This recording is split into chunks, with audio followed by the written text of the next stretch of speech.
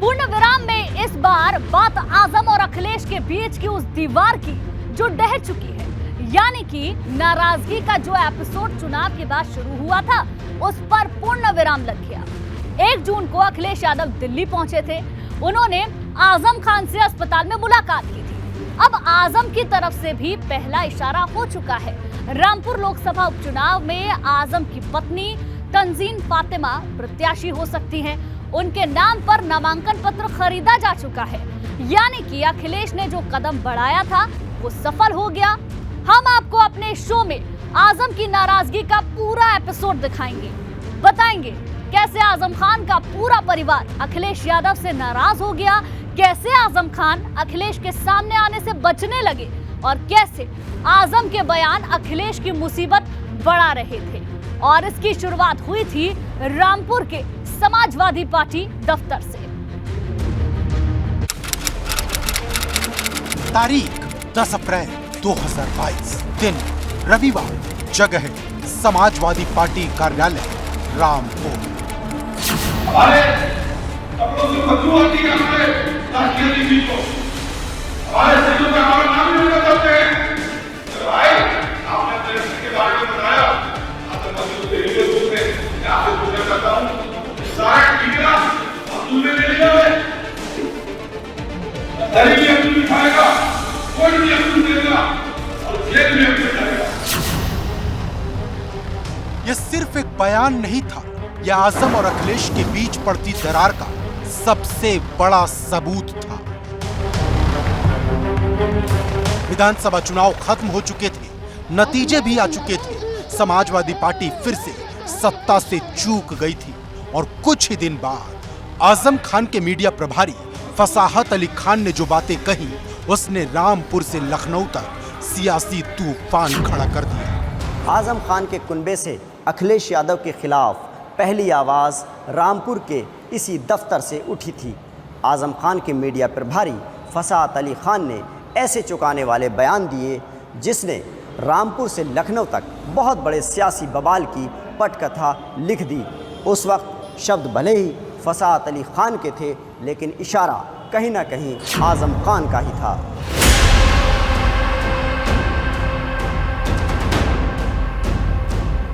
फसाहत अली खान का एक एक शब्द अखिलेश यादव की परेशानी बढ़ाने वाला था। आजम खान भले सीतापुर जेल में थे, लेकिन आजम की नाराजगी अब फसाहत की जुबान के जरिए बाहर आ चुकी थी।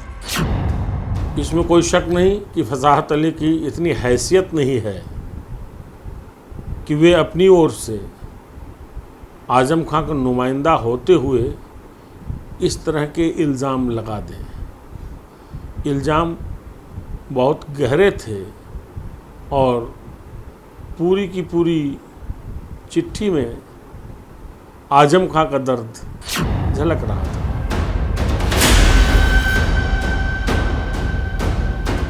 आजम का दर्द छलका तो सपा के खेमे में एक बड़े तूफान की आहट सुनाई देने लगी, क्योंकि फसाहत ने जो शब्द कहे थे वो कई दिलों में बहुत दिनों से दफन थे। फसाहत ने सिर्फ उन्हें बाहर लाने का काम किया।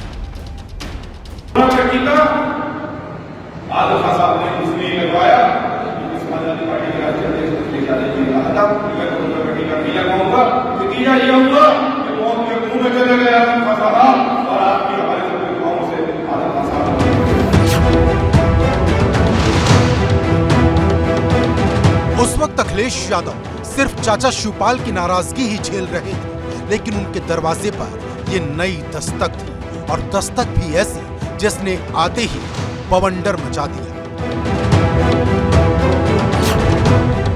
रामपुर से सिर्फ एक बयान आने भर की देरी थी कि प्रदेश के अलग अलग हिस्सों से मुस्लिम नेताओं ने अखिलेश यादव के खिलाफ मोर्चा खोल दिया, और इस पर आजम परिवार की चुप्पी ने इस विवाद को और बड़ा बना दिया।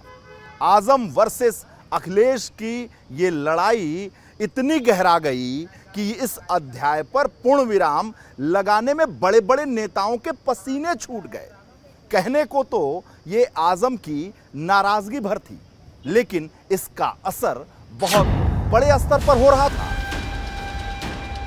फसाहत की बातें सिर्फ आजम खान तक सीमित नहीं थी, वो उस पूरे मुस्लिम समाज को लेकर दावा कर रहे थे जो समाजवादी पार्टी का सबसे मजबूत वोट बैंक है। ये मौका था अखिलेश यादव के सतर्क होने का।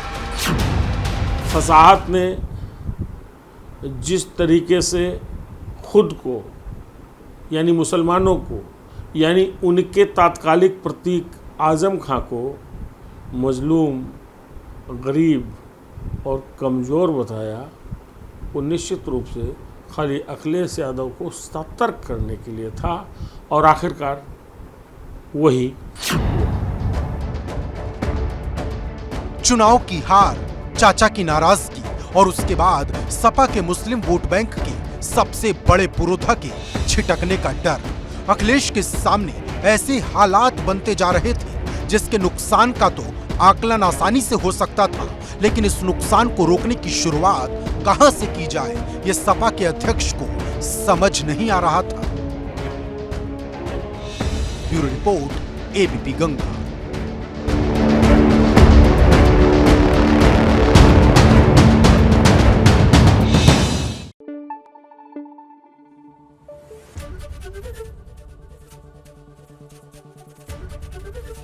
एबीपी गंगा, खबर आपकी, जुबान आपकी।